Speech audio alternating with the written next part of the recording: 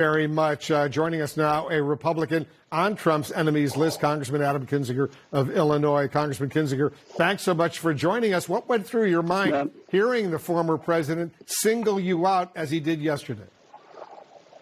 It was no surprise. I mean, what was an honor was to be listed with such, good members of Congress and other senators like Bill Cassidy and Murkowski and Liz Cheney and Jamie Herrera Butler, these people that, stood up and voted their conscience despite the tough political thing that they knew would come from that. And that's what leadership is about. When we lead, whether it's in the House or Senate or even on the local level, it's not about just reflecting people's fears back to them so that we can get votes. It's about showing people a brighter, better future. And so, look, it didn't surprise me in the least, but it was also something that I fully expect from him because he wants attention and he feels like he's losing that attention now.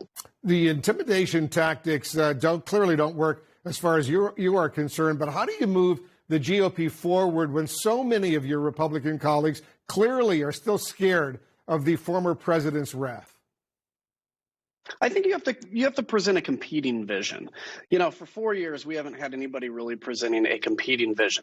And it's a vision that's based on optimism, based on the future, based on, looking at, frankly, the great history of the Republican Party and saying, how can we apply that to 21st century problems, and less about fear and division and darkness. And that's why, in fact, I just launched a new video on countryfirst.com, 1st.com. I'd encourage people to watch it because what I talk about on there is how fear has infected our politics for the last decade or two, honestly. And it's a very compelling thing. You can easily get votes if you scare people onto your side.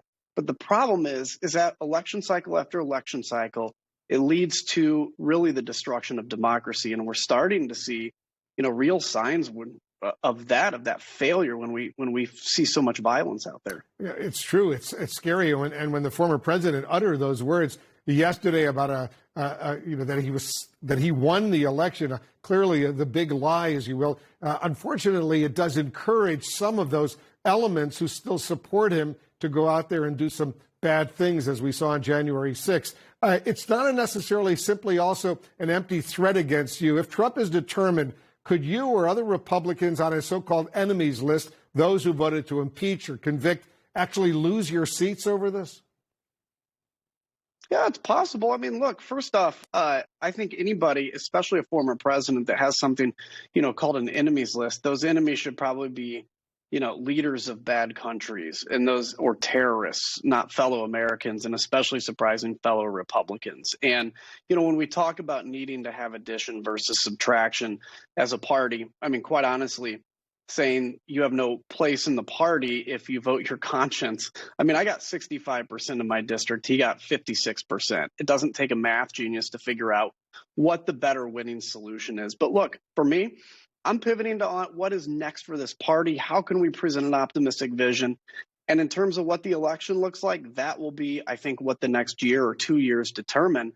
And I think it's a message you have to take to the Republican voters and those that are longing and could vote Republican that either haven't or have left. Yeah, as I've said before, you, Liz Cheney, and others, you guys are courageous. You guys have guts to do what you're doing right now. The former president also says he's not leaving the GOP to start a new party.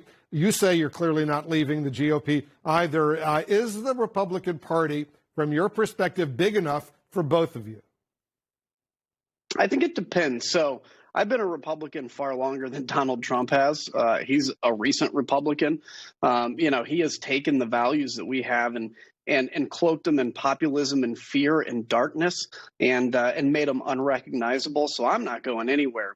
In terms of is there room? Look, we have plenty of room for people that supported Donald Trump, of course, people that thought he was the best venue to get to a country that had a smaller government, a strong defense. The problem is, as long as Donald Trump's there saying others aren't welcome and peddling the stark divisive fear, I'm not sure there's room for the competing visions. And that's going to be up to the Republican voter. Do you want to just, be able to go on Twitter and be angry, or do you actually believe in an optimistic future like you used to prior to Donald Trump? And that's where I think taking this message like I do on Country First is so important to win this battle for the heart and soul. Well, good luck to you, Congressman Kinzinger. Thank you so much for joining us. You bet.